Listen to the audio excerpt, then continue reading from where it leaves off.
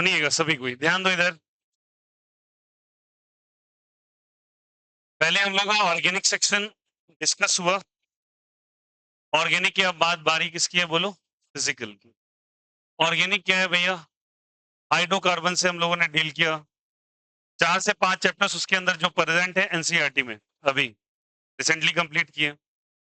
Now this the part of the physical chemistry. सुन लीजिएगा। Physical chemistry के अंदर ज्यादातर क्या है पहले ये जान लो।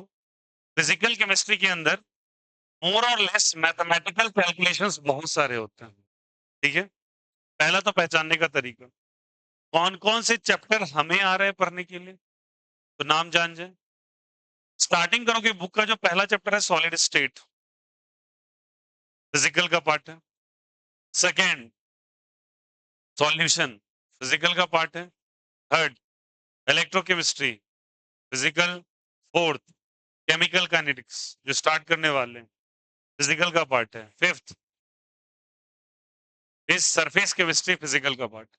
तो 5 चैप्टर आपके फिजिकल के होते हैं। ठीक है ना? बता देते हैं आपको पूरे डिटेल से।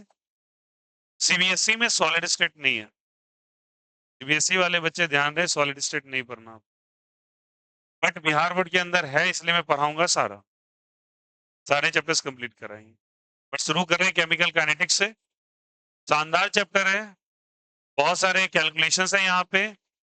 प्रॉमिस बस एक चीज का आपसे लूंगा, टॉपिक पढ़ाऊं, क्वेश्चन दूं, पैरेलली क्वेश्चन करते चल जाना, क्योंकि बोला प्रैक्टिस से ही आएगा पूरा फिजिकल।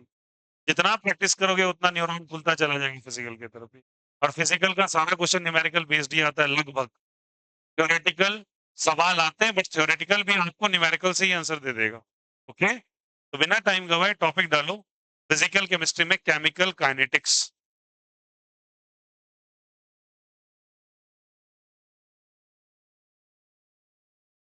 फिजिकल केमिस्ट्री में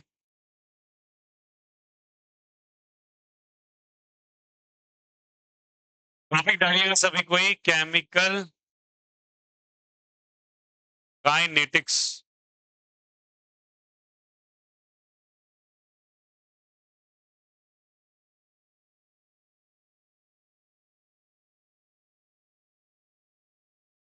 तो केमिकल काइनेटिक्स आया कहां से वर्ड, चलो समझते हैं पहले। केमिकल वर्ड केमिकल सब्सटेंस के लिए, काइनेटिक्स। केमिकल वर्ड किसके लिए होगा? कोई भी केमिकल सब्सटेंस, बहुत सारे हो सकते हैं।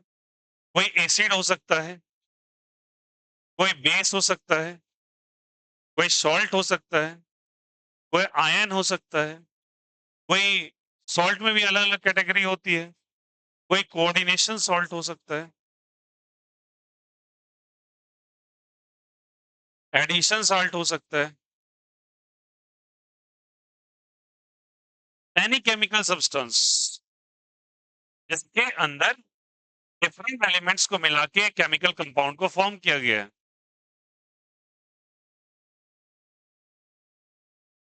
केमिकल कंपाउंड को फॉर्म किया गया है। एसिड के लिए क्या क्या हो सकते हैं बोलो? HCl, HNO3। बेस के लिए क्या क्या हो सकते हैं बोलो? NaOH is the best example. NH4OH is the best example. NH3 is also a base, पर क्या है अभी? Lewis acid, Lewis base, lone pair of electrons. C6H5OH, अब तो लिख सकते हैं हम लोग, हाँ या ना? After that, salt, Na2CO3, NaCl, whatever it may be. Coordination salt आ जाओ, K4FeCl6. Coordination salt, addition salt, calcium sulfate, bihydrate. These are the example of what जल्दी बताइए, the chemical substance. And what is the meaning of kinetics? अब ये chemical substance के अंदर reactions होंगे, क्या होगा बोलो? रिएक्शंस। ये डिफरेंट सब्सटेंस रिएक्ट करेंगे, और रिएक्ट करके कितने फास्टली और कितने स्लोली ये प्रोडक्ट बना रहे हैं। तो काइनेटिक्स का मतलब मोशन से होता है। क्या चीज से होता है? मोशन से। आप बोले क्या ये लोग के पास पैर हाथ है, ये चलने लगेंगे? नहीं, ये मोशन किसमें करेगा? ये मोशन का मतलब यहाँ पर कन्वर्जन से है। किससे है बोलो? कन्वर्जन। और किस चीज का कन्वर्जन होना? रिएक्टांट का किसमें कन्वर्ट होना? प्रोडक्ट में। और वाइसा वर्स भी चलेगा, दोनों ऑर्डर में। रिएक्टांट प्रोडक्ट और प्रोडक्ट रिएक्टांट में। तो इसका मोशन हो रहा है, किसका मोशन हो रहा है? कन्वर्जन का। किसका कन्वर्जन? रिएक्टांट टू प्रोडक्ट का। तो रिएक्टांट टू प्रोडक्ट का जो कन्वर्जन हो रहा है, उसका कन्वर्जन रेट देखेंगे। क्या देखेंगे बोलो सभी को? Conversion rate. कितना फास्टली प्रोडक्ट बन रहा है या कितना स्लोली प्रोडक्ट बन रहा है। तो मोशन का मीनिंग समझ में आया किस चीज के लिए? ये कन्वर्जन रेट है रिएक्टांट से लेके किस चीज का? प्रोडक्ट का। और इन दोनों को जब आप मदद करते हो तो नाम क्या पड़ जाता है? Chemical kinetics. समझ में आया? तो सबसे पहले इस चैप्टर के अंदर हम लोग क्या पता करते हैं? तो we will going to determine the rate of chemical reaction. Rate of कौन सा रिएक्शन जल्दी बताइए? Chemical reaction. केमिकल रिएक्शन के रेट को आप पता करते हैं, whether it is a fast reaction, whether it is a slow reaction. बोलो हाँ या ना? और साथ ही साथ एंड इसका मेकानिज्म क्या होगा? क्या बोलेंगे इसका? मेकानिज्म। मेकानिज्म कैसे? क्योंकि फास्ट हो रहा है, स्लो हो रहा है, बट किस वजह से हो रहा है फास्ट और स्लो? और उन रिएक्शन के फास्ट होने पर और स्लो होने के लिए कौन-कौन से फैक्टर रिस्पॉन्सिबल है कि रिएक्शन को फास्ट करा दे, स्लो करा दे?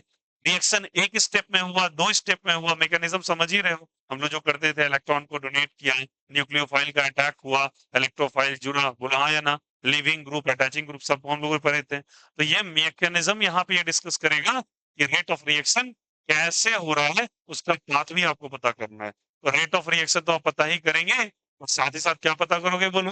Mechanism of reaction. ठीक है यहाँ पे? उसके बाद देखिए, उसके बाद ये बताता है मैकेनिज्म रिएक्शन का कि स्टेप्स कैसे लगेंगे रिएक्शंस के। That is steps from reactant to product. Reactant से लेके प्रोडक्ट बनने के लिए क्या स्टेप्स लगेंगे और साथ ही साथ क्या होगा?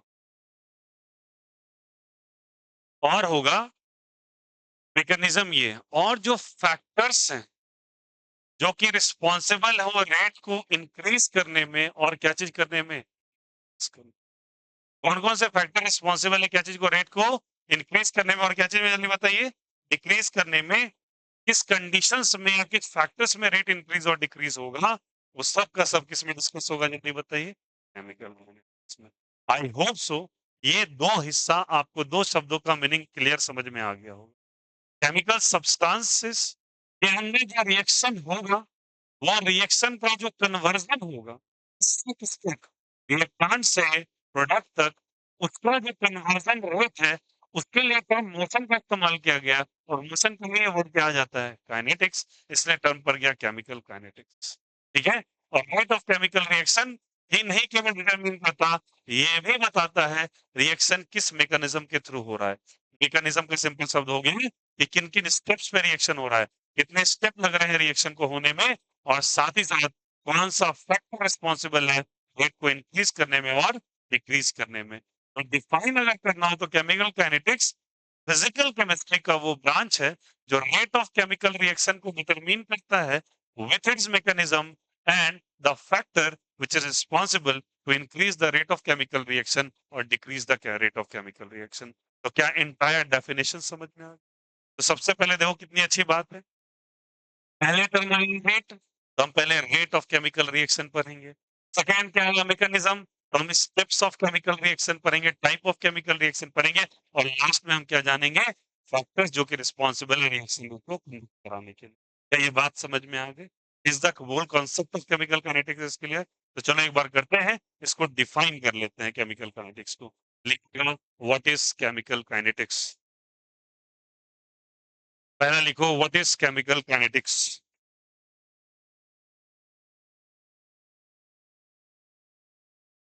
लिखेंगे सभी को what is chemical kinetics. Write down it. What is chemical kinetics लिखिएगा।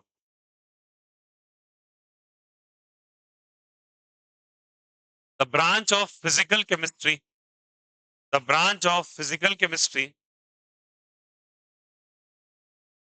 the branch of physical chemistry,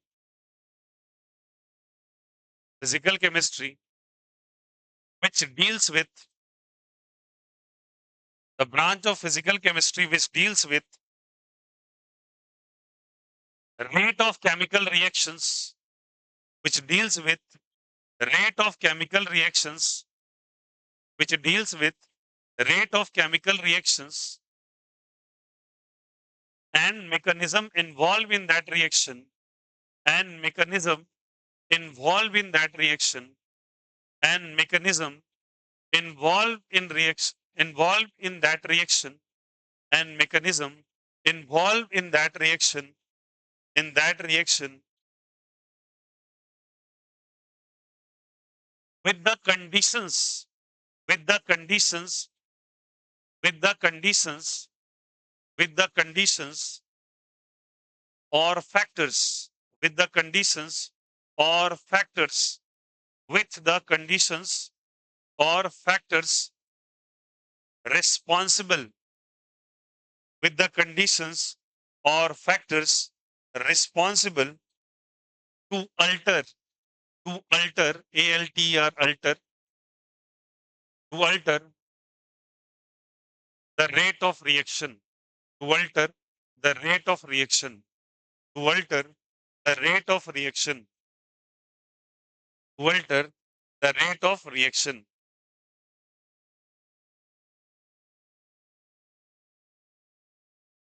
To alter the rate of reaction.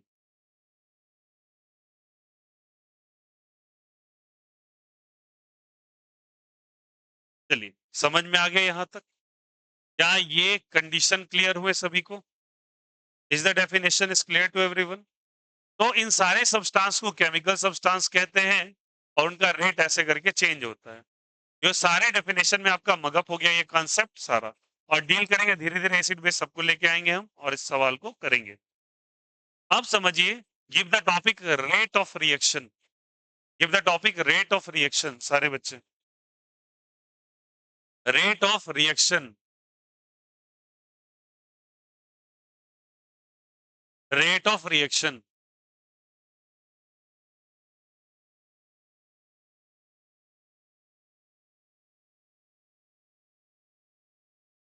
Now stop your pen, look here.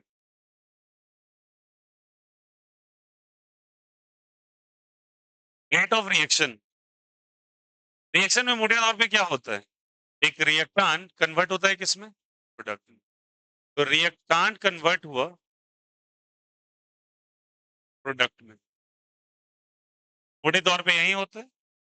The R will going to convert into what, जल्दी बताइए। Vice versa is also possible, but मैं straight line ले लूं फिलहाल के लिए, ठीक है। अब रिएक्टेंट का, मान लो एक रिएक्टेंट है, वो रिएक्टेंट प्रोडक्ट्स, इन रिएक्टेंट से प्रोडक्ट में कन्वर्जन हो रहा है, तो मैं मान लेता हूं कंसंट्रेशन ऑफ, यहां पे ऐसे ले लेते हैं, यहां पे कंसंट्रेशन ले लेते हैं, यहां पे टाइम ले लेते हैं, बॉक्स बनाते हैं और ऊपर लिखते हैं रिएक्टेंट के लिए, और फिर लिखते हैं, ठीक है। मान लीजिए कि कंसंट्रेशन रिएक्टेंट का और क्या चीज, प्रोडक्ट। तो मान लो इनिशियली रिएक्टेंट का जो कंसंट्रेशन था वो RI था, कितना था बोलो? RI, ठीक है। और प्रोडक्ट का जो था वो था PI, ठीक है।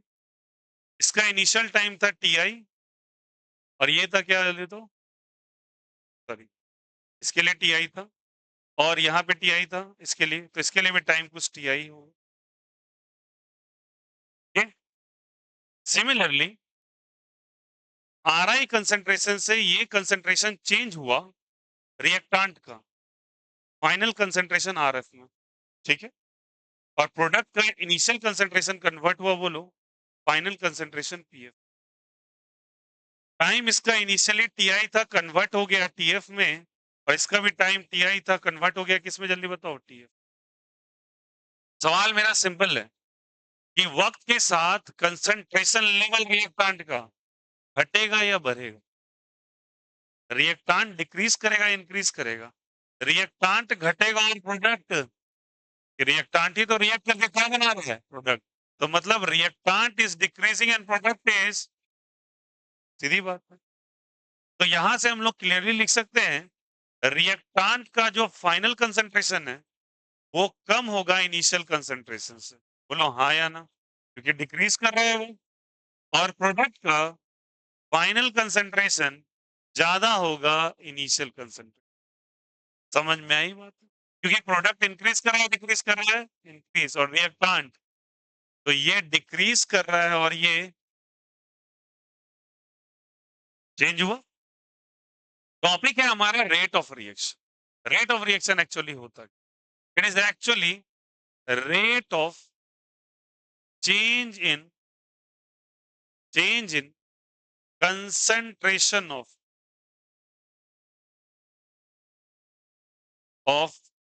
reactant and product। Reactant and what, जल्दी बताइए। रिएक्टेंट एंड प्रोडक्ट का जो कन्वर्जन रेट होता है उसी को हम लोग रेट ऑफ रिएक्शन कहते हैं। रेट ऑफ क्या कहते हैं, ठीक है। तो rate of reaction is rate of change of what, जल्दी बताइए, concentration of reactant and product. तो कंसंट्रेशन इसका, ये क्या चीज है इसका, कंसंट्रेशन। अब कंसंट्रेशन को रिप्रेजेंट कैसे किया जाता है, याद रखना। जो भी लिखा हमने कंसंट्रेशन, उसको बिग ब्रैकेट में ऐसे करके रिप्रेजेंट करेंगे। कैसे में रिप्रेजेंट करेंगे, बिग ब्रैकेट। यहाँ भी बिग ब्रैकेट में और यहाँ भी क्या चीज में। इसका मतलब होता है आप इसका कंसंट्रेशन कंसीडर कर रहे हैं। अब ये कंसंट्रेशन कंसंट्रेशन क्या है भैया, ये भी थोड़ा बता दीजिए। कंसंट्रेशन का मतलब बच्चे यहाँ पर होता है मोलैरिटी से। किससे होता है बोलो? और उम्मीद करता हूं थोड़ा बहुत मोलैरिटी का ज्ञान होगा। क्या जिसे बोला, मोलैरिटी। और मोलैरिटी क्या था बोलो सबको ही, moles by, sorry for that, number of, बोलो सभी कोई, मोल्स ऑफ सॉल्यूट बाय क्या था बोलो, वॉल्यूम ऑफ सॉल्यूशन इन क्या चीज बताओ, लीटर में। बोलो हाँ या ना, number of moles of solute by volume of solution in litre. कुछ उन बुद्धिजीवी लोगों के लिए इलस्ट्रेशन दे रहा हूं जिनको थोड़ा सा भी ज्ञान नहीं है इसका। चलिए समझते हैं। मान लीजिए कि यहाँ पे एक पानी का कंटेनर है और इसके अंदर मोटे तौर पे मान लेता हूं कि 1 लीटर पानी भरा हुआ है। कितना लीटर पानी भरा हुआ? इसके अंदर मैंने पोर किया शुगर सॉल्यूशन को, मतलब मैं चीनी पानी का एक शरबत बना रहा हूँ। मान लो 90 ग्राम मैंने यहाँ पे ग्लूकोज सॉल्यूशन प्रिपेयर किया। ग्लूकॉन डी पीते हैं आजकल, C6H12O6।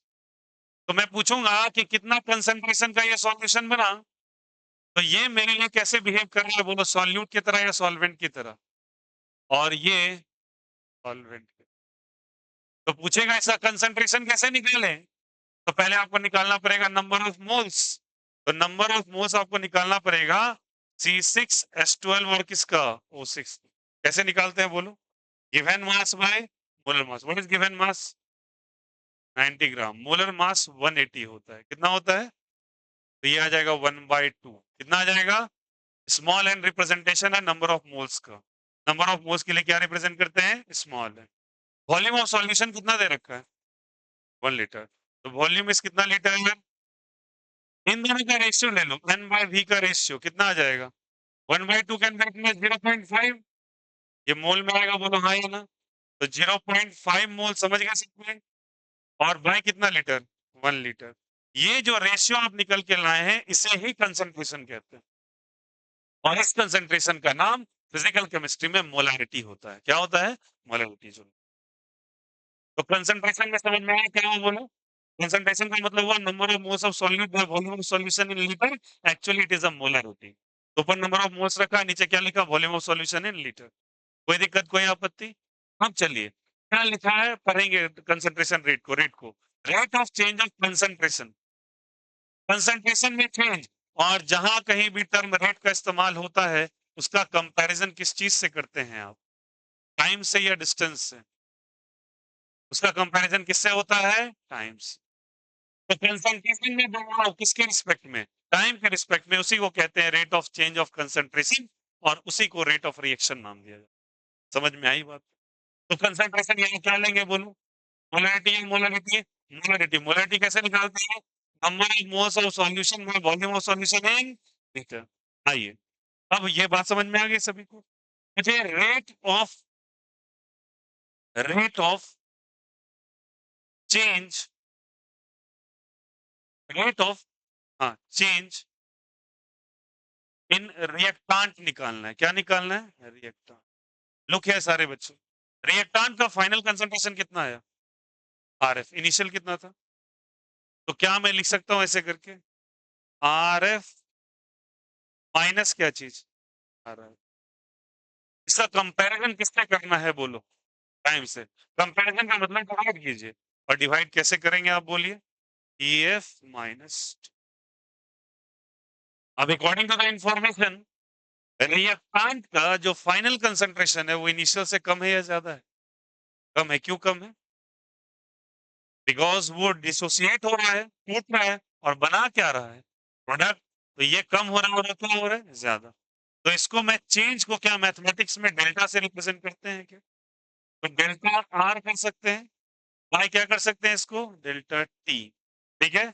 और ये सब करने के बाद मैं इसके बाहर माइनस साइन लगा दूं। क्या लगा दूंगा?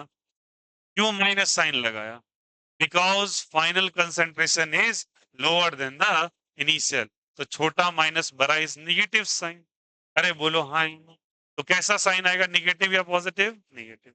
अगर मुझे rate of change of product निकालना होता, तो क्या मैं यही काम करता? क्या लिखते बोलो आप सबको? P F minus P I well and good bye.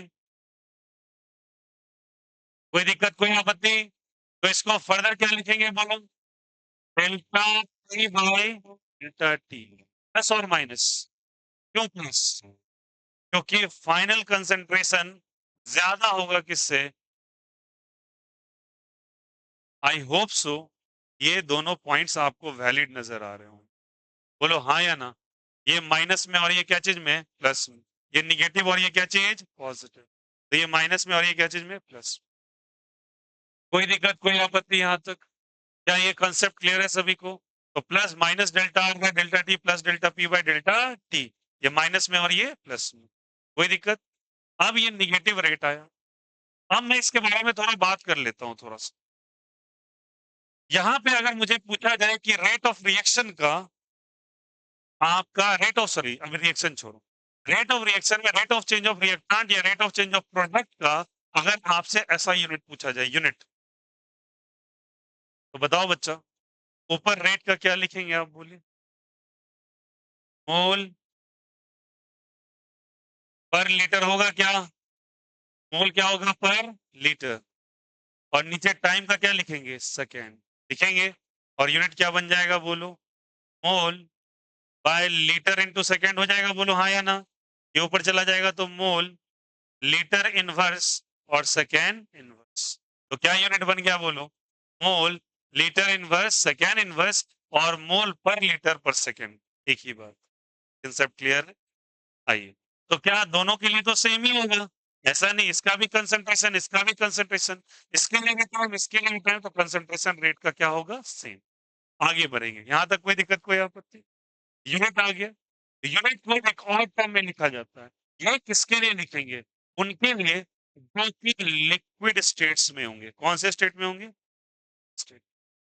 देखो, रिएक्शन सॉलिड स्टेट में भी होता है, बट सॉलिड स्टेट का रिएक्शन बहुत रेयर ऑफ रेयर चांस में होता है।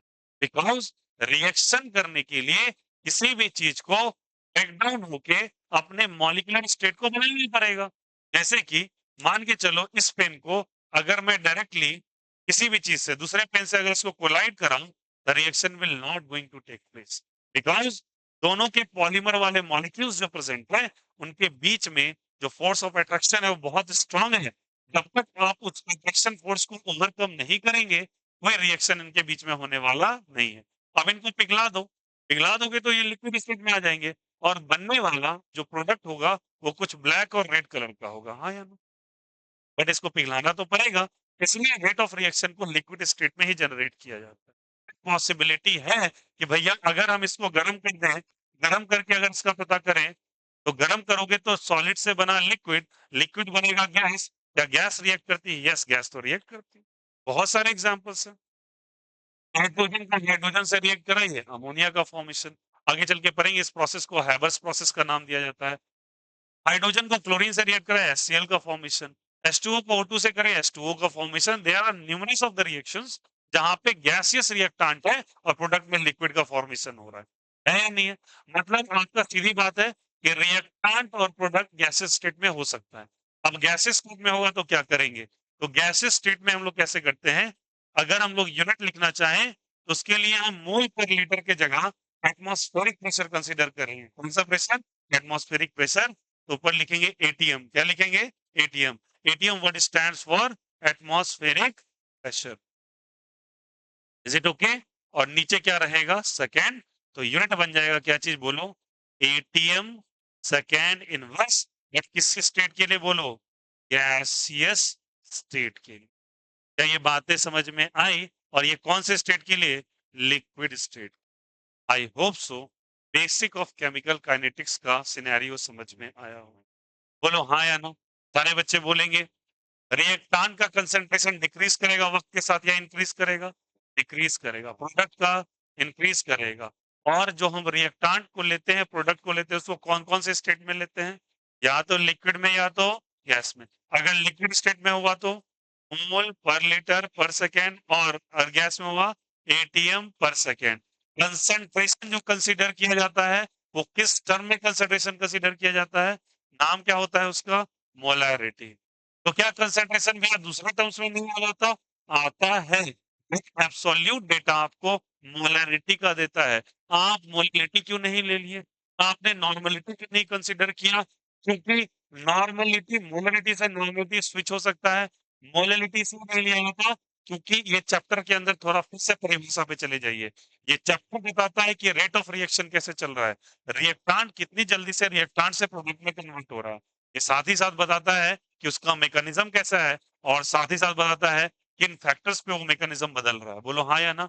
बट मोलैरिटी जैसे अगर आपने मोलैरिटी को स्विच करके अगर थोड़ी जानकारी हो, आपने मोलैलिटी ले लिया, तो मोलैलिटी को एक्सटर्नल फैक्टर पे डिपेंडेंसी नहीं होता, वो तापमान पे डिपेंड ही नहीं करेगा। और यहाँ टेम्परेचर का पूरा एक फैक्टर डिपेंडेंसी का आएगा, तो आप वो कंसंट्रेशन टर्म से आंसर नहीं निकाल पाएंगे। इसलिए क्या लेना है? सबसे सेफ साइड कौन सा है? पोलैरिटी। समझ में आ गई बातें? कॉपी कर लीजिए अच्छे से। रेट ऑफ रिएक्शन टॉपिक डालिए, कॉपी कर। जिनको आते हैं वैलेंट की साइड वाइज मोलैरिटी कॉपी कर लेना, आपकी जानकारी के लिए बताया है। बाद बाकी चलिए कीजिए।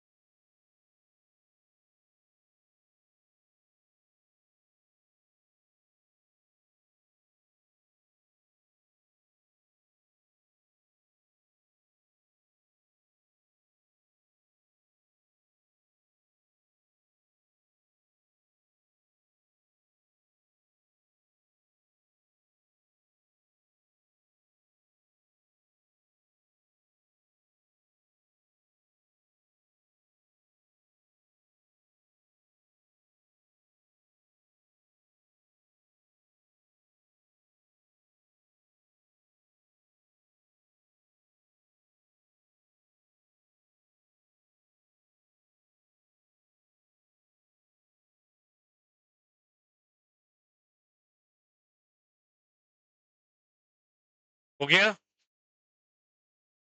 नहीं।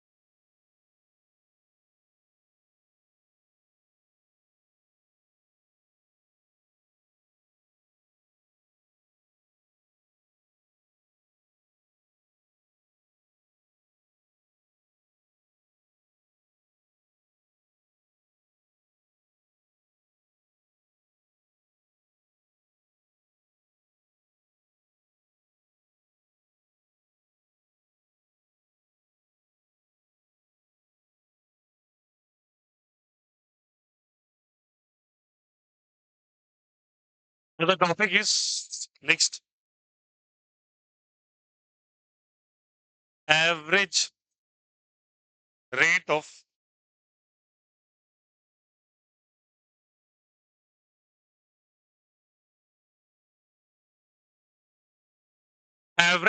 chemical reaction.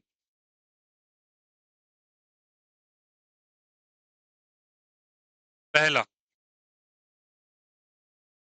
रिएक्टांट के लिए एवरेज रेट जो है बच्चों, सुनो सुनो सबको ही, रिएक्टांट के लिए it is actually given by the formula जो अभी लिखे हैं आप, delta R by delta T with the minus sign, ठीक है? प्रोडक्ट के लिए जो अभी लिखे हैं आप, delta P bye delta T,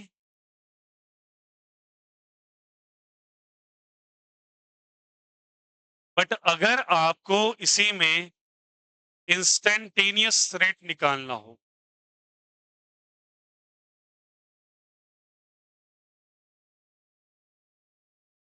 now look here, कौन सा रेट जल्दी बताओ? इंस्टेंट एवरेज में बच्चे एक सर्टेन टाइम इंटरवल लिया जाता है,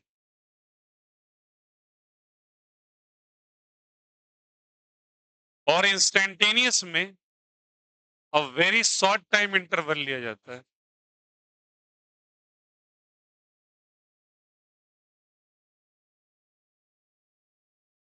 वहां पे एक सर्टेन टाइम इंटरवल, यहाँ पे a very short time interval लिया जाता है। शॉर्ट टाइम इंटरवल को कैसे लिखते हैं समझाते हैं आपको। तो जैसे तुम रिएक्टांट के लिए लिखना चाहो तो लिखेंगे ऐसे, delta R by delta T, ठीक है? बाय यहाँ पे लिखेंगे ऐसे करके LIM, और लिखेंगे डेल्टा टी फिर एरो लगा के 0। समझाते इसका मैंने, साइन माइनस रहेगा क्या? हाँ, माइनस साइन तो रहेगा ही, ठीक है? इसका मतलब होता है क्या कि टाइम इंटरवल को आप बहुत कम कर रहे हो, टाइम इंटरवल को आप काफी रिड्यूस कर रहे हो। तो टाइम इंटरवल को अगर आप रिड्यूस कर रहे हैं तो उसको डेल्टा टी टेंड्स टू 0 कहते हैं। तो इसको पढ़ते क्या है पहले, LIM डेल्टा टी ऐसे 0 को लिखते हैं, limit delta T tends to 0, tends to क्या लिखेंगे? 0। मतलब क्या होगा, काफी सिंपल शब्दों में समझो, समय का वैल्यू तुम काफी कम किए जा रहे हो, इतना कम कर रहे हो कि 0 के आसपास आ रहा है वो। तो इसको बदल के हम लोग लिख देते हैं बच्चे, dr बाय क्या चीज, dt, माइनस और प्लस, ठीक है। और अगर यही चीज प्रोडक्ट के लिए लिखना हो, लिमिट डेल्टा टी, एरो लगा के 0, डेल्टा वाला साइन कन्वर्ट हो जाता है डी में, और यहां लिखेंगे डेल्टा पी बटा डेल्टा टी, इसको लिखेंगे डीपी बाई, समझ में आया। और DP by D T is basically the differentiation, what is that, differentiation. तो याद रखना, ये वाली चीज में आप कर क्या रहे हो, आप इसको डिफरेंशिएट कर रहे हो। क्या कर रहे हो बोलो, डिफरेंशिएट। तो this is the instantaneous rate, और ये कौन सा रेट, एवरेज। अब इनको रिप्रेजेंट भी किया जाता है, कैसे समझना। कई बार एग्जामिनेशन में ये डायग्राम आपको बनाने के लिए आएगा, ये ग्राफिकल डायग्राम, और इससे सवाल भी दिए जाते हैं ग्राफ बना के। चलो समझना इस चीज को। पहले मैं बनाता हूं रिएक्टांट के लिए, कंसंट्रेशन ऑफ रिएक्टांट, और इसका किसके साथ ग्राफ लेना है बोलो, टाइम। सवाल है, कंसंट्रेशन ऑफ रिएक्टांट डिक्रीज करेगा इंक्रीज करेगा, रिएक्टांट, रिएक्टांट डिक्रीज करता है, और प्रोडक्ट, ये बताया था अभी, जो चीज डिक्रीज करेगा उसका डिक्रीज करते हुए ग्राफ बना दीजिए।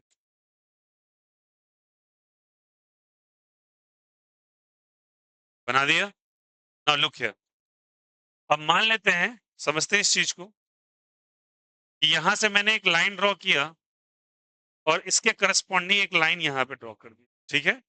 अब इस लाइन को थोड़ा डॉटेड बनाइएगा, बना दिया। तो मान लीजिए कि इसका कंसंट्रेशन लेवल इनिशियली आर आई था, रिएक्टांट के लिए आर आई था, और उसके करस्पॉन्डिंग पीछे बॉक्स में लिखा है टाइम कितना था, टी है, ठीक है। फर्दर वो चीज घटेगा या बढ़ेगा, रिएक्टांट विल गोइंग टू डिक्रीज, रिएक्टांट तो घटेगा ना भैया, आर फाइन। तो टाइम तो बढ़ ही रहा है, टाइम कभी डिक्रीज करेगा क्या, नहीं, टाइम डिक्रीज नहीं करेगा, तो टी फाइनल। तो बताओ ये ऊपर ही और ये क्या है नीचे, clearly R final is less than what, जल्दी बताइए। इसका भी डॉटेड लाइंस ले लीजिए, बोलो हाँ या ना। तो इसके करस्पॉन्डिंग जो टाइम आ रहा है टाइम फाइनल आ रहा है, बोलो हाँ या ना। अब अगर मुझे यहाँ पे दे दिया है सब कुछ, तो बताओ ये इंटरवल टाइम का इंटरवल है, टाइम का इंटरवल आपको क्या देगा बोलो सभी को, टाइम का इंटरवल जो देगा आपको ये वाला वैल्यू देगा, बोलो हाँ या ना। और टाइम के इंटरवल को हम लोग डेल्टा टी लिख सकते हैं क्या, बोलो हाँ या ना।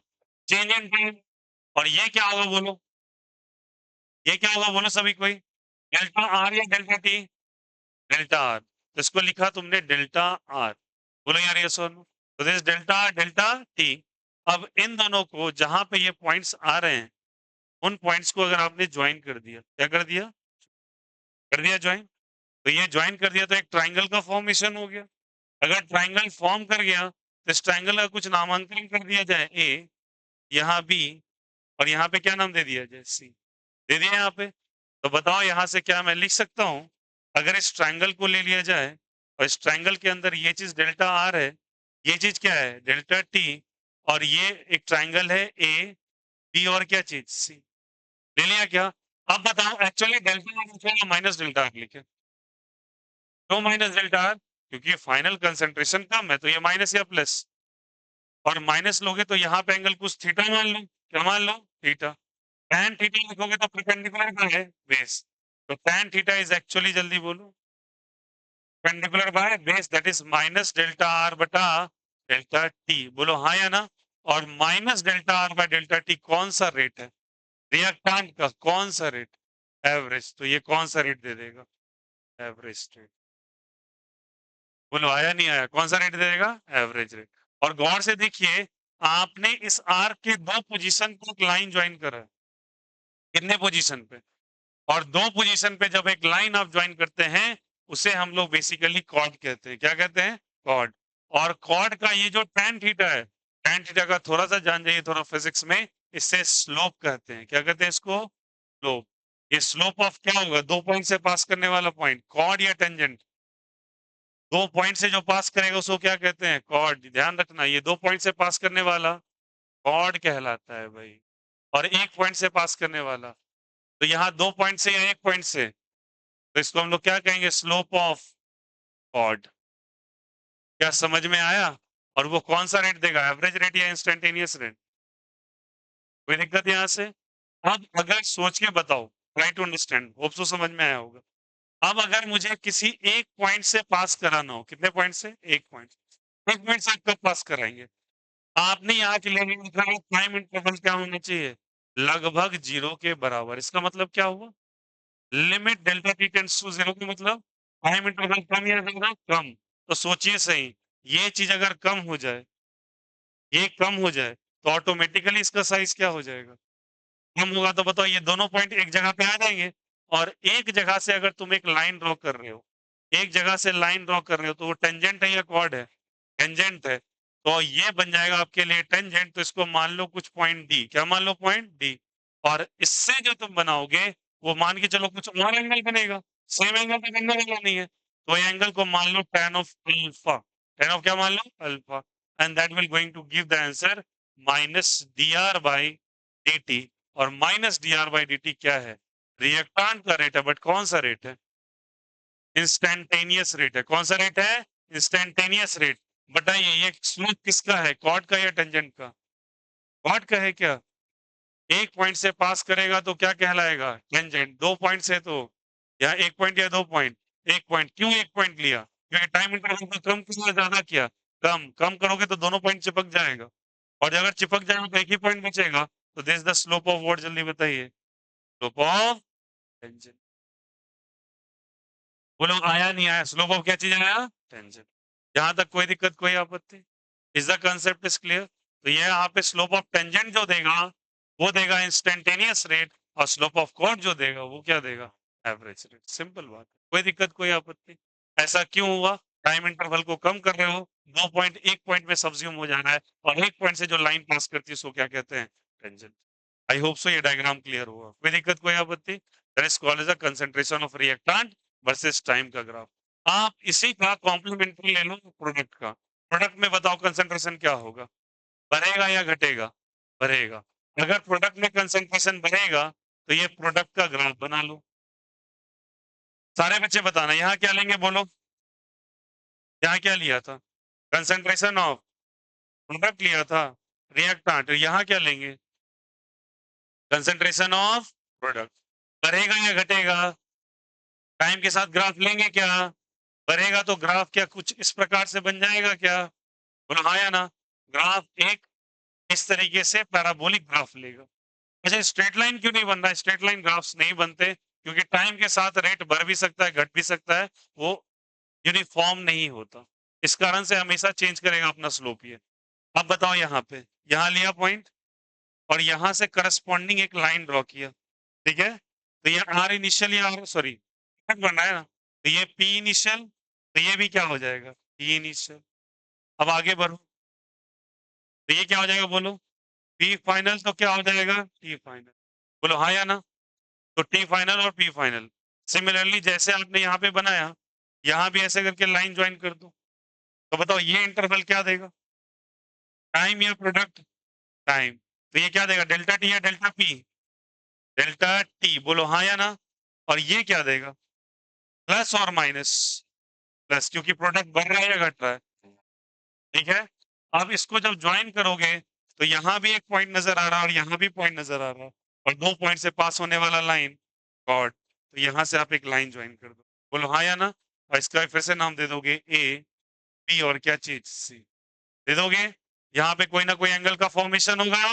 एंगल को क्या मान लो? थीटा। तो tan थीटा बराबर क्या हो जाएगा बोलो सभी कोई? Delta P by delta T plus और माइनस प्लस। ये टेंजेंट ऑफ क्या कहलाएगा बोलो? सॉरी, स्लोप ऑफ क्या कहलाएगा? कॉट। स्लोप ऑफ क्या कहलाएगा? कॉट। ठीक है।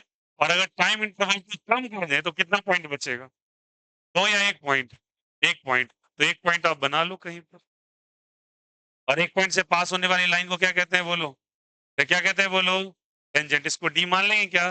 And this is the tangent. What is this? Is tangent. और टेंजेंट के लिए क्या लिखेंगे बोलो? tan अल्फा या tan थीटा? tan alpha. तो tan अल्फा बराबर dp बाय क्या हो जाएगा? dt।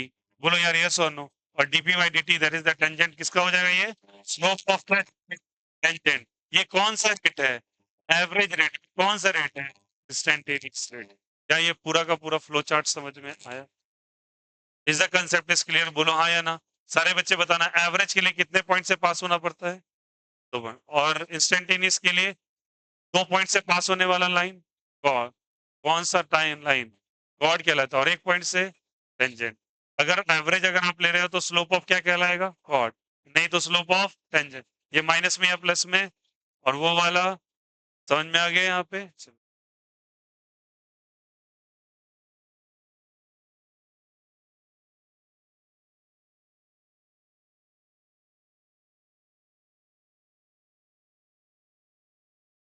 आगे बढ़िए।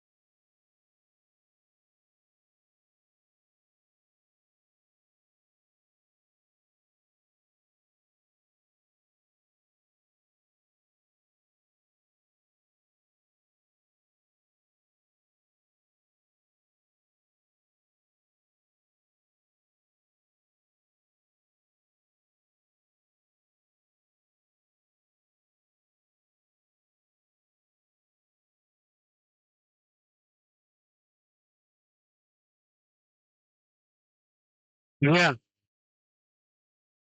बने? हैं?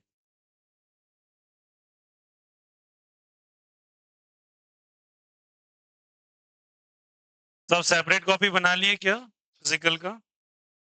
फिजिकल का प्लीज सेपरेट बना लीजिए। ऑर्गेनिक के लिए जो स्पेस छूट गया है उसके लिए आपको ऑर्गेनिक का जो भी टास्क मिलेगा उसे में आप फिनिश करेंगे आगे। जैसे मान के चलो आपके 11 का कुछ सेक्शन छूटा है।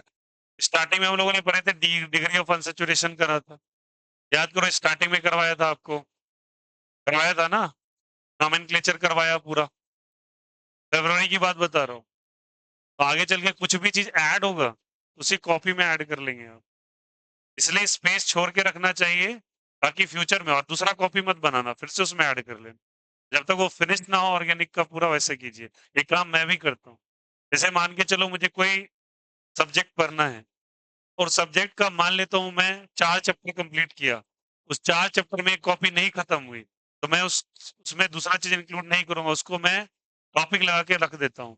जिस समय मैं पांचवा चीज कुछ मैं पढ़ने जाऊंगा तो फिर से वो कॉपी निकालूंगा फिर फिल करूंगा, जिससे पता रहता है वो कॉपी कहाँ पे। तैयारी के दौरान याद रखना किताबें उतनी इंपॉर्टेंट नहीं है जितना नोटबुक इंपॉर्टेंट है। नोटबुक बहुत सिस्टमेटाइज होना चाहिए, एकदम crystal clear, it's your own work by your hand, उसकी इज्जत बहुत दें आप हमेशा। क्लियर है? बनाया क्या सबने? Now give the topic rate of appearance and disappearance.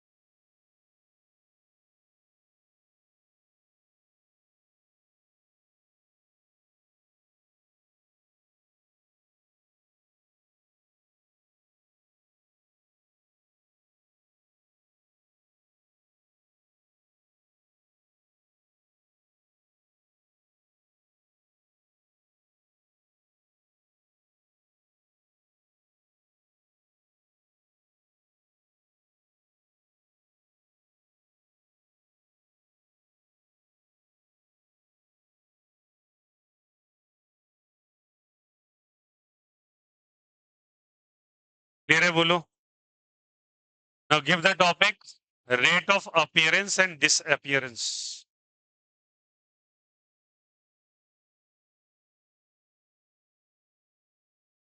बताएं क्या?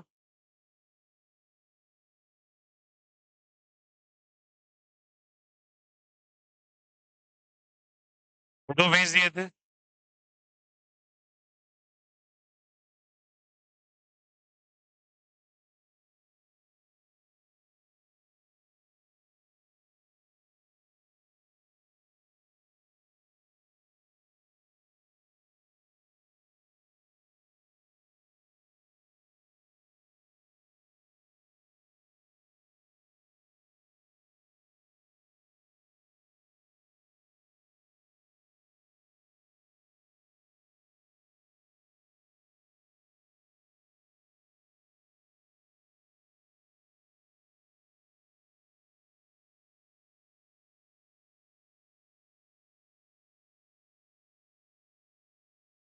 Rate of appearance and disappearance.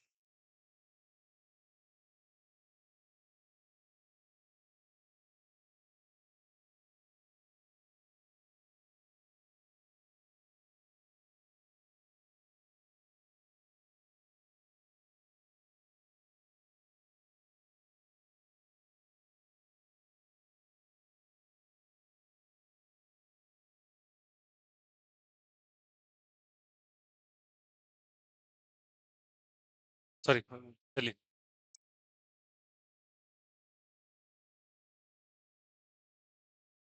Appearance and disappearance. सुनो, अब एक बात बताओ, रिएक्शन के दौरान क्या चीज डिसअपियर हो जाएगा? रिएक्शन के दौरान क्या चीज डिसअपियर हो जाएगा, मतलब कुछ देर के बाद दिखना बंद हो जाएगा? रिएक्टेंट। और क्या अपीयर हो जाएगा? स्वाभाविक बात है। बनने वाला प्रोडक्ट है, प्रोडक्ट अपीयर होगा और रिएक्टेंट क्या होगा, डिसअपीयर। तो मान लीजिए यहाँ पे कुछ एक रिएक्शन है A plus B gives C, ठीक है। The two reactant will going to give the product C, okay। Rate of disappearance सब कुछ लगेगा आसपास ही चल रहा है, सेम ही चल रहा है, but look here, disappearance reactant के लिए होता है और अपीयरेंस प्रोडक्ट के। तो रेट ऑफ डिसअपियरेंस इसको कहेंगे, और रेट ऑफ क्या चीज, अपीयरेंस, ठीक ना। अपीयरेंस किसका होगा और डिसअपियरेंस, तो रिएक्टेंट डिसअपियर होगा। और अगर आप इसको लिखोगे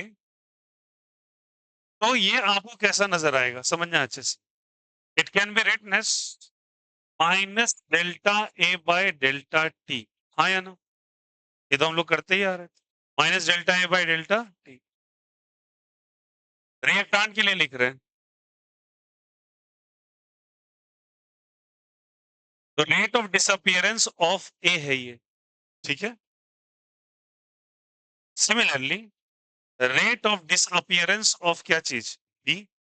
तो वही चीज तो भैया लिख रहे हैं जो लिखते आ रहे हैं, कोई बिग चीज चेंज नहीं है, चेंजेस होगा, होगा आगे चल के इसमें यही पता चलेगा चेंज। अभी तक कहीं भी मैंने रिएक्शन के अंदर स्टोइकोमेट्रिक कोएफिशिएंट्स का इस्तेमाल नहीं किया है, मैंने कहीं बैलेंस नहीं किया रिएक्शन को, कुछ लिख रहा हूँ ए बी सी डी नहीं लिख रहा हूँ, डायरेक्ट मैं क्या कर रहा हूँ ए प्लस बी सी, तब जाके आपको पता चलेगा क्या वेरिएशन है। अब एक बहुत बड़ा नेक्स्ट पॉइंट इंपॉर्टेंट, इसको फाइनली आप लिख सकते हो A final minus A initial by T final minus T. और ये बहुत अच्छा सवाल पूछा आपसे एग्जामिनेशन के अंदर, rate of disappearance of reactant is, पहला positive quantity, negative quantity, no change और नन ऑफ दीज। तो अब देखना यहाँ पे जैसे आपने माइनस साइन देखा, आपने बोला नेगेटिव क्वांटिटी होगा, बट थोड़ा इसको डेप्थ में जाके समझते हैं। Final concentration is always smaller than initial concentration. Reactant के जो फाइनल कंसंट्रेशन रिएक्टेंट का होगा वो हमेशा इनिशियल से क्या होगा, कम या ज्यादा, कम। और अगर फाइनल कंसंट्रेशन का लेवल इनिशियल से कम है तो उसमें हो रहा बदलाव माइनस में या प्लस में, और पहले से कैसा साइन है, तो ब्रैकेट के अंदर भी माइनस और बाहर भी कैसा माइनस, तो ये निगेटिव विथ क्या चीज, negative. Answer is what, it's very important to know that rate of disappearance is a कैसा quantity, it's a positive quantity. समझना बहुत इंपॉर्टेंट है ये, और यहाँ पे स्टार कर लेना। सिमिलरली इसके लिए बोलो, मैंने वहां रेट ऑफ रिएक्शन लिखा है और यहाँ पे रेट ऑफ डिसअपियरेंस लिख रहा है, फर्क है दोनों, समझ में आई बात है। अब बोलो यहाँ पे क्या होगा, बोलो फिर से, B final minus by, again मैं कहूंगा B final is less than B initial, and minus sign अंदर भी कैसा, तो minus with minus is, again it's what, कौन सी क्वांटिटी बोलो, तो rate of disappearance is a positive quantity, ध्यान रखिएगा। और यही माइनस लोग मान के चलते हैं और गलतियां हो जाती। आया, मैंने रेट ऑफ रिएक्शन नहीं लिखा है, फील रेट ऑफ रिएक्शन वाला ही आ रहा है, क्योंकि अभी रेट ऑफ रिएक्शन एक्चुअली नहीं लिखा गया है, अभी तक तुमको इंट्रो ही कराया जा रहा है। चैप्टर के अंदर बहुत टर्न एंड ट्विस्ट आएंगे बीच बीच में, जैसे यहाँ पे ये क्वांटिटी कैसी है, पॉजिटिव है, ये तब पता चलता है क्योंकि ब्रैकेट के अंदर रख रहा चीज क्या, माइनस में या प्लस में, माइनस। आया, तो बताओ अगर रिएक्टेंट डिसअपियर हो रहा है तो प्रोडक्ट अपीयर हो रहा है, तो उसके लिए रेट ऑफ अपीयरेंस आएगा, बुलाएगा। अब रेट ऑफ अपीयरेंस ऑफ अगर आप लिखोगे, अपीयरेंस ऑफ क्या लिखोगे, सी और बी, सी, सी के लिए क्या लिखेंगे बोलिए आप, plus delta C by delta, लिखेंगे क्या, प्लस क्यों लिखेंगे, क्योंकि ये अपीयर हो रहा है, ये बन रहा है, तो ये प्लस में, और ये दोनों क्या चीज में, माइनस। तो फर्दर इसमें लिख सकते हैं C final minus C initial by T final minus T initial. Concentration किसका ज्यादा होगा, फाइनल का या इनिशियल का? फाइनल का। Final concentration is more in compare to the initial concentration. तो final minus initial is plus और माइनस? प्लस। बाहर भी प्लस अंदर भी, तो positive with positive is what होगा? और अगर ये पॉजिटिव क्वांटिटी होगी तो रेट ऑफ अपीयरेंस भी प्लस, रेट ऑफ डिसअपीयरेंस भी, no rate is minus in the case of disappearance and appearance. समझ में आया? हर क्वांटिटी कैसा होगा? प्लस होगा। तो भैया जो आप लिखाए पहले वो क्या था, उसके ऊपर टॉपिक ही देख लीजिए, रेट ऑफ रिएक्शन है, ना कि डिसअपीयरेंस रिपीयरेंस रेट। बोलो हाँ या ना? अब थोड़ा तुमको मैं यहाँ पे चेंजेस दिखाता हूँ दोनों के बीच में क्या है। अच्छा बता दो एक बात, आपने अभी फिलहाल के लिए इंस्टेंटेनियस एंड एवरेज पढ़ा, और अगर इंस्टेंटेनियस और एवरेज रेट अगर आप पढ़ते हैं तो चेंजेस तो आएगा। बताओ इसका कौन सा रेट अभी रिप्रेजेंटेशन हुआ है, इंस्टेंटेनियस या एवरेज? ये क्या है, एवरेज या इंस्टेंटेनियस? एवरेज है। क्या इसका इंस्टेंटेनियस भी रिप्रेजेंट हो सकता है क्या? और अगर इंस्टेंटेनियस के लिए आप रिप्रेजेंटेशन करने जाएंगे, it can be written as minus of dA by dt, but the quantity is positive or negative, star करके। आया समझ में? इसके लिए भी क्या लिखेंगे बोलो? Minus dV by dt, but the quantity is positive, star करके। ठीक है? और इसके लिए क्या लिखेंगे बोलिए? dC by dt, quantity is positive और negative? Positive. The rate of disappearance or appearance is always positive, whether it is a for reactant or product. बोलो हाँ या ना? तो एक्चुअली रेट लॉग क्या है, रेट ऑफ रिएक्शन कैसे लिखते हैं, देखो यहाँ से। यहाँ तक बात समझ में आ गई? तो इंस्टेंटेनियस लिखो या एवरेज लिखो, हमेशा याद रखिएगा ये रेट ऑफ रिएक्शन जो होता है, सॉरी रेट ऑफ डिसअपियरेंस और अपीयरेंस जो होगा, प्लस में होगा या माइनस में होगा?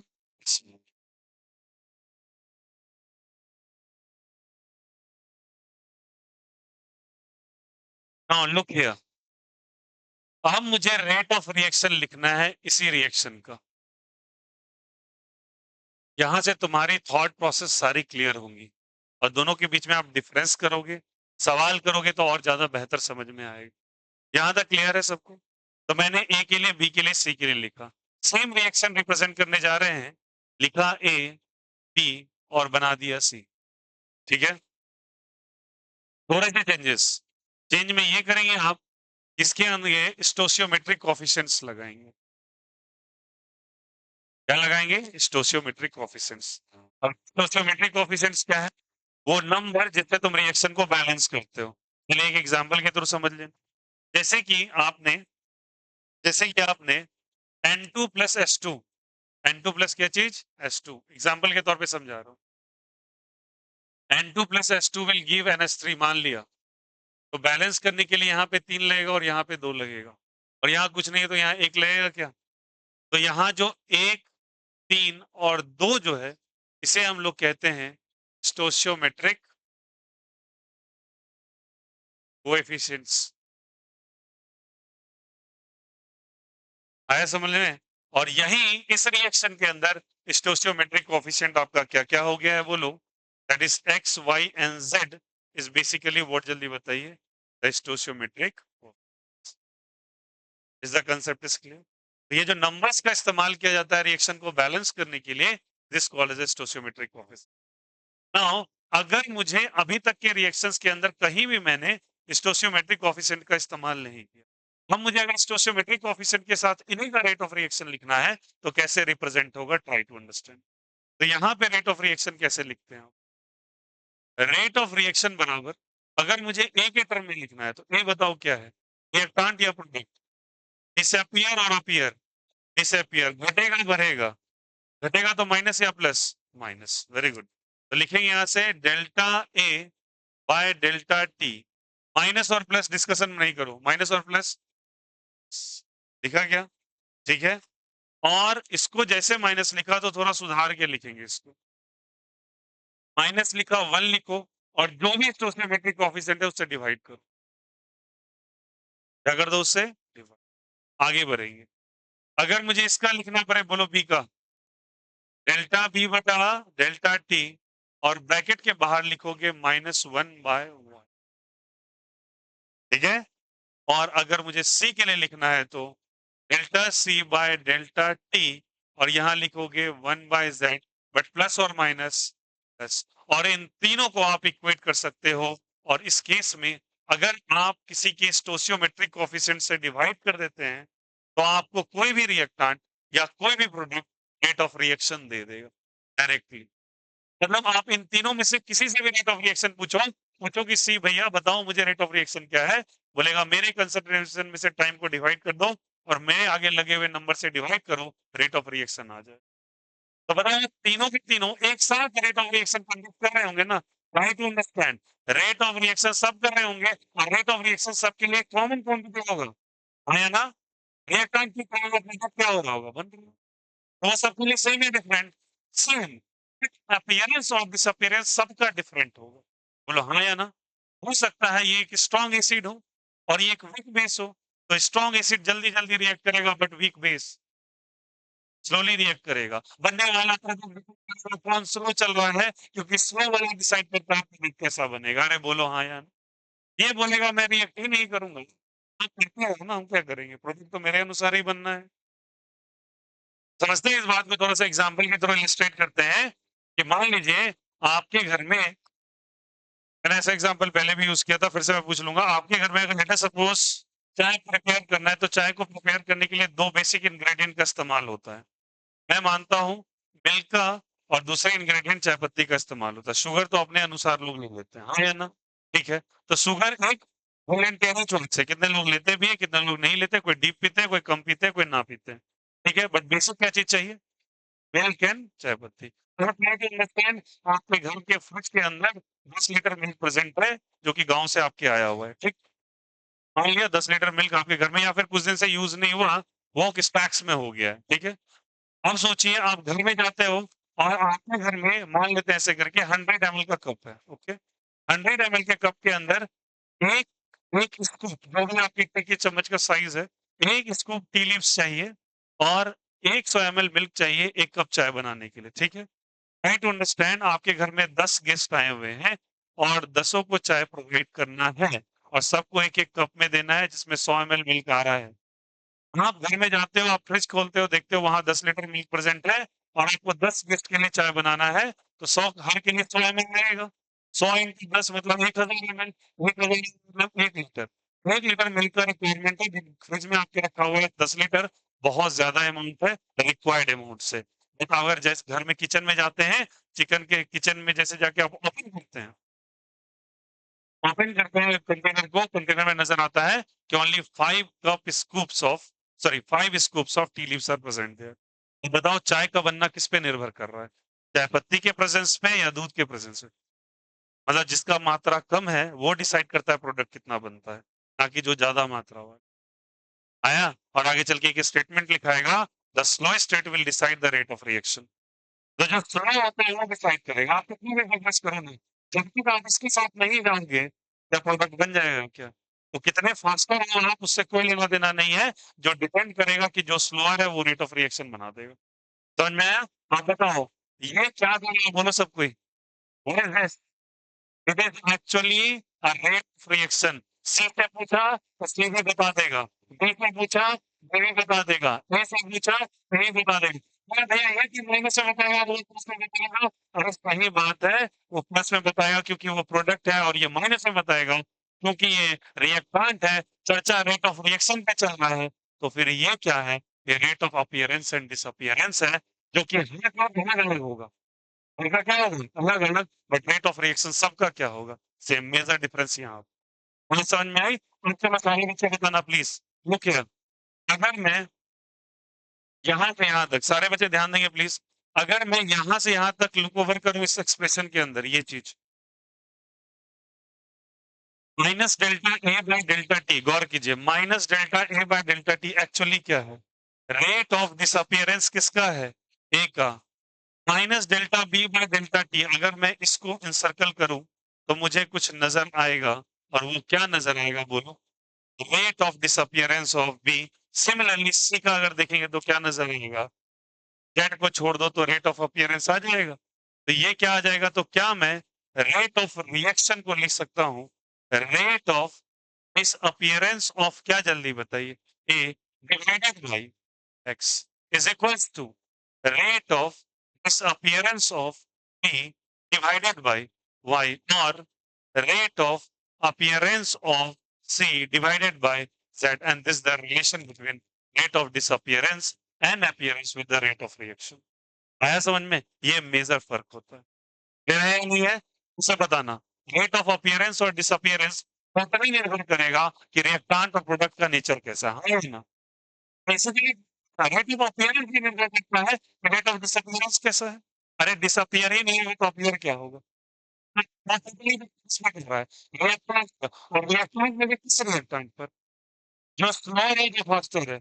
तो आगे चल के ये इसका भी डिसाइड रेट ऑफ रिएक्शन गलत तो नहीं होगा, क्योंकि small reactant he rate of reaction decide कर रहा है। ऐसा ही मान लो स्मॉल भी चलेगा, जिसका कंसंट्रेशन कम है वो भी चलेगा, क्योंकि जिसका कंसंट्रेशन कम है वो फट से पार्टिसिपेट करके रिएक्शन कर लेगा, और जैसे दूसरा रिएक्टेंट खत्म होगा अगला कुछ भी रह क्या लेना देना से रहो अपनी जगह। हाँ लेकिन रखा हुआ है, यूज है क्या? चाय बनाने के लिए यूज नहीं है, तो है आप ऑब्वियस ही बात है।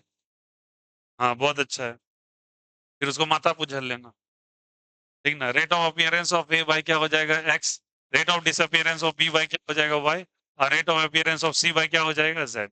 Is it okay? कोई दिक्कत कोई आपत्ति? तो ये रिलेशन होता है। चलिए सारे बच्चे लिख लो rate of appearance. Appearance disappearance plus या माइनस, प्लस या minus, it is always plus. आप बताना सभी को ही। अगर मैं रेट ऑफ रिएक्शन देखूं तो ये भी प्लस है, अगर अपीयरेंस की बिहेवियर से देखो तो ये प्लस है या माइनस है? ये भी, ये भी, इसलिए कहते हैं रेट ऑफ रिएक्शन सब सेम। ये स्टेटमेंट में माइनस साइन आ गया तो तुम कैसे बोलोगे? सुनने समझना सारे बच्चे, क्या हम -2 को +2 से इक्वेट कर सकते हैं? -2 +2 सेम है क्या? 4 यूनिट का डिफरेंस है, तो इक्वल टू कैसे लिख दिया? इक्वल टू इसलिए लिख दिया क्योंकि actually rate of disappearance minus में है या प्लस में है? प्लस में है, तो प्लस, ये भी प्लस और ये भी क्या चीज प्लस, इस कारण से इक्वेटेड। एनसीईआरटी का एक सिंपल सा स्टेटमेंट है, असर्शन रीजन डाल के पूछा जा सकता है कि अगर ये क्वांटिटी माइनस है तो प्लस से इक्वेट कैसे कर रही है, रीजन बताइए। हो गया, अच्छा सवाल है। रीजन ये आया समझ में, चलो कर लो।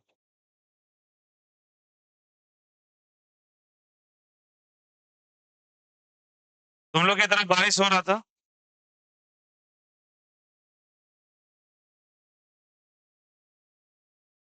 शहर क्या है? शहर क्या है क्या?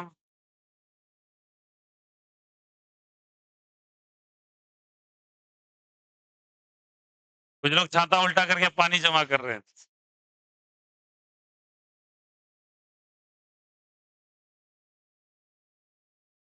देख लो सुन लो, जो युगांडा वासी गायब है, वैसे तो वीडियो अपलोड कर दूंगा मैं, कल देखना मुर्गी मुर्गा।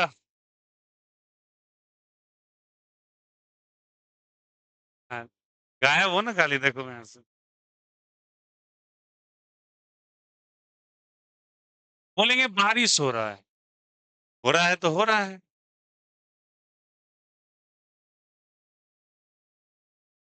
रेन कोट पहनिए और चल दीजिए, और नए रेन कोट है तो अल्ट्राटेक का बुरा फर्क काटिए और ये चल दीजिए, छाता लीजिए चल दीजिए, चलना जरूरी है, चलते रहिए।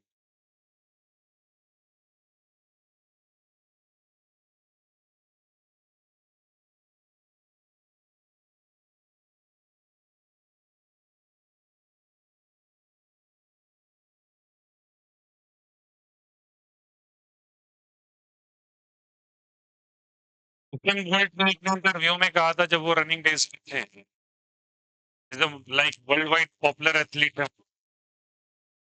जब उन्होंने ट्रेनिंग चालू किया अपना, तो सोचो हम बोलते हैं आप इससे लाके चलो साल भर हम ओलंपिक्स का तैयारी करेंगे या किसी चीज, तो साल भर करना पड़ेगा। अब साल में कभी भी बारिश होगा, कभी भी जाड़ा पड़ेगा, बहुत ज्यादा ठंड हो जाएगी, हो सकता है गर्मी बहुत तेज होगी।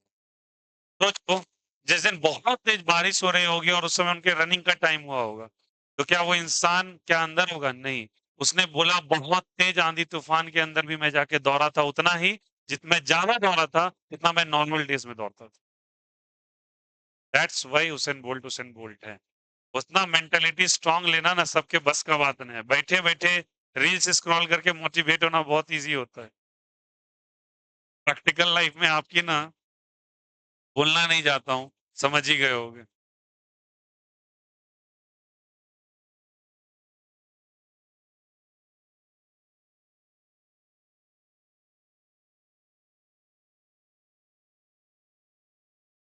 ट्रेनिंग को आप अपने आसपास के एनवायरनमेंट के बेसिस पे छोड़ दो। देखो ये वो बता रहे हैं, रियली बता रहा हूँ यार, तुमको कभी भी ना लाइफ में किसी भी स्टेज ऑफ लाइफ पे ना कभी तुम्हारे लाइफ से ना कोई प्रॉब्लम्स परमानेंटली नहीं ओमिट होने वाला। कुछ ना कुछ अपने तरीके से आएगा। तुम लाखों करोड़ों बना लो ना, प्रॉब्लम भी करोड़ों वाला ही आएगा। तो इसलिए प्लीज जस्ट लाइक आपको ऐसा बनना है कि भाई ठीक है, इट्स ओके फॉर दैट। ये नहीं कि उसको लेके तो माथे पे बैठे रहो।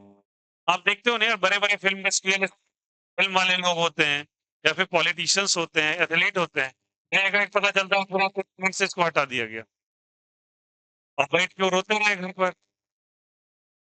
इसका तैयारी करे, चॉइस उसके हाथ में।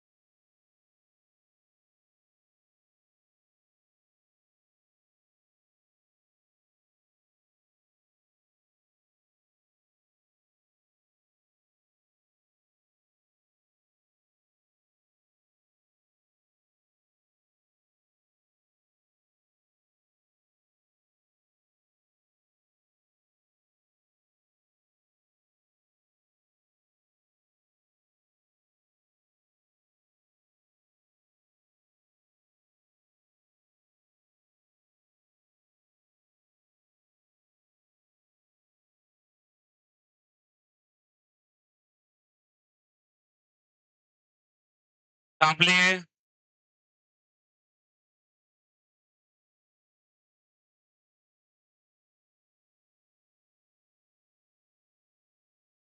लो, बारिश में भीग गए तुम्हें अच्छा नहीं लगा? बैग भीग गया, ई रिक्शा नहीं मिलता, पैदल आइए। जारी टाइम बारिश हो रहा है, नहीं होता है, हो रहा है।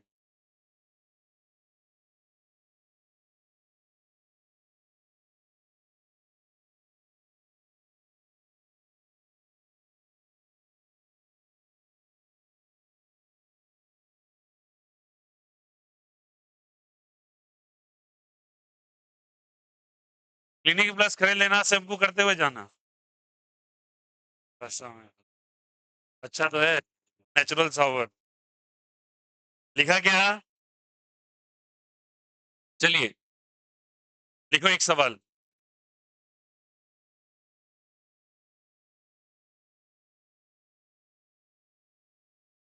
हमको लगता है कुछ लोग एक ही बार लिखते हैं ना भाई, कंफ्यूजन होता है भाई, इतना टाइम कैसे लगता है लिख। मैं ज्यादा लिखाता भी नहीं हूँ, बहुत ज्यादा ज्यादा लिखाते हैं कभी। लिख के बैठ गया तुम लोग कब, बताओ। लिख लिया ना।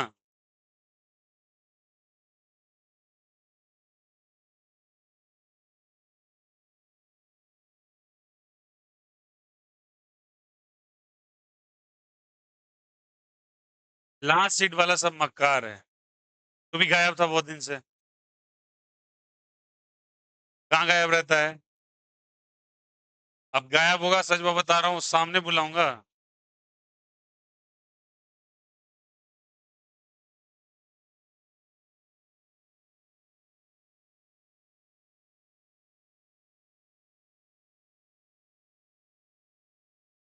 हटा दे क्या?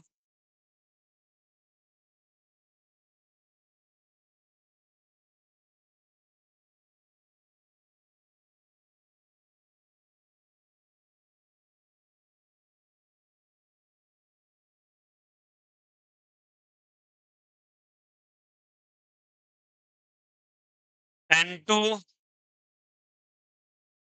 प्लस H2 NH3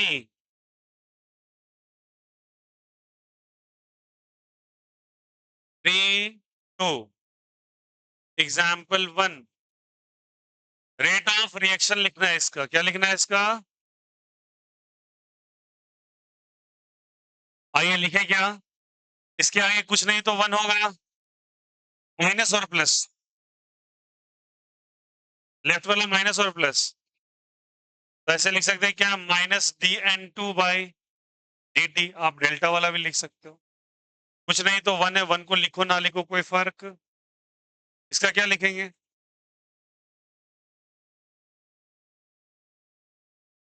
बोलो यस और नो। और इसके लिए क्या लिखोगे?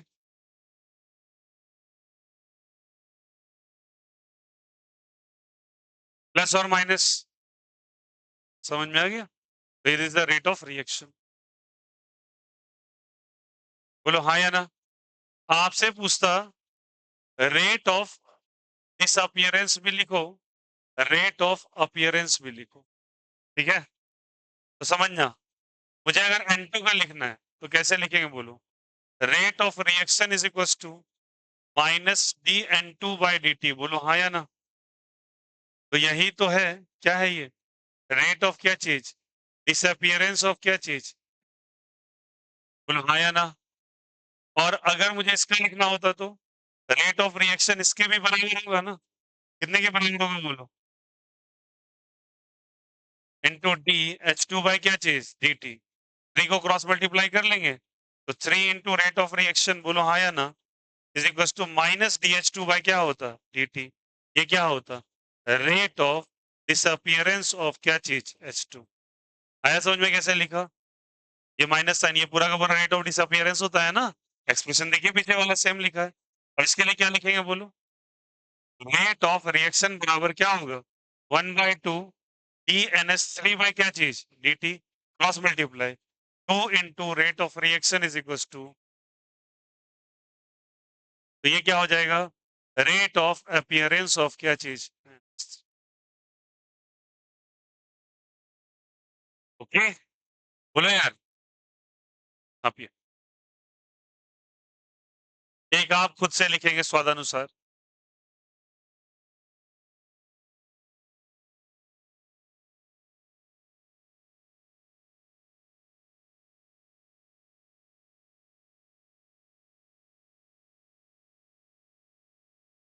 Example 2, N2O5 gives NO2 plus O2।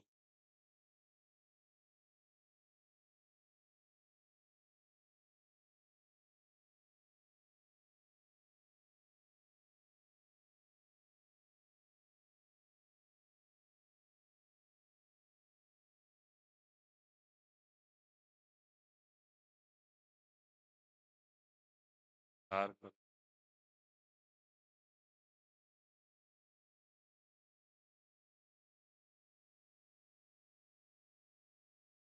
ये आप लिखिए, वो कीजिए। चलो।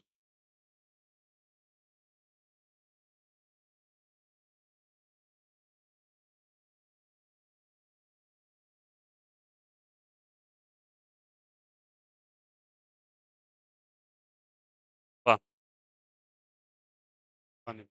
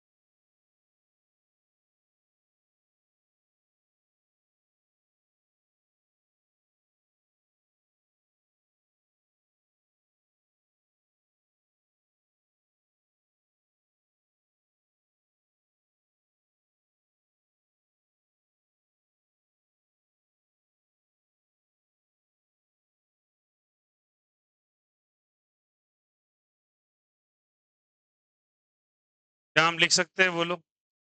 क्या होगा, बोलो?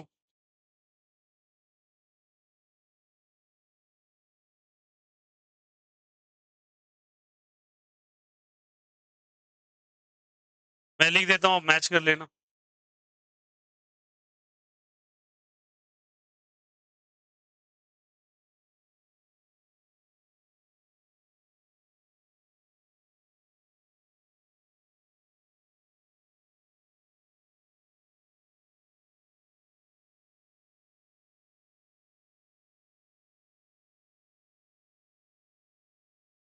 इंजन का ये आया, बिल्कुल सही आया है।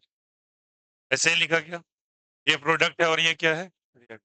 अब इसको क्रॉस मल्टीप्लाई करेंगे क्या? तो लिखेंगे rate of reaction into 2 is equals to minus rate of disappearance हो जाएगा। बोलो हाँ या ना? फिर लिखेंगे 4 इंटू रेट ऑफ रिएक्शन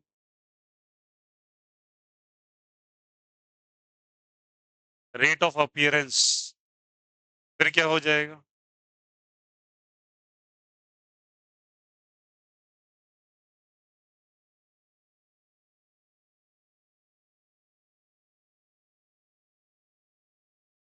क्या आप लोग का भी यही रिजल्ट आया जो मेरा आया? बोलो हाँ या ना? Click the photo. तो क्या ये चैप्टर यहाँ तक समझ में आया? तो ये चैप्टर भैया नेक्स्ट डे से भैया जैसे खत्म होगा आपका, आपको लगातार पेपर्स मिलते रहेंगे, क्वेश्चंस मिलते रहेंगे, साइमल्टेनियसली करते चल जाओ। ठीक है? चलो। Is the concept is clear to everyone? कोई दिक्कत, कोई आपत्ति? ठीक ना? एक अनाउंसमेंट और कि भैया आज कितना तारीख है? 4 या 5? 4 है ना? ठीक है। आप लोगों को 20th जुलाई तक अपने सेकेंड इंस्टॉलमेंट्स क्लियर कर दें। ठीक है। जो भी रिमेनिंग अमाउंट है वो आप क्लियर कर देंगे 14,000 तक टिल। तो जिनका 2 पेपर्स है उनका 12 है, जिनका 3 है आप देखो, वो बता देते हैं। Once you attended the class initially, अब बीच में आके ये मत बोलिएगा कि ये मुझे मैं छोड़ रहा हूँ, नहीं। No concession at all. आपको 14 पिक करना पड़ेगा अगर अटेंड किया। अगर जिनका 2 पेपर्स है बता ही दिया 12,000 का है। जो भी रिमेनिंग अमाउंट है 20 तारीख तक सबमिट करके फिनिश करना है इसी मंथ में। चलो bye bye, take care, have a nice day.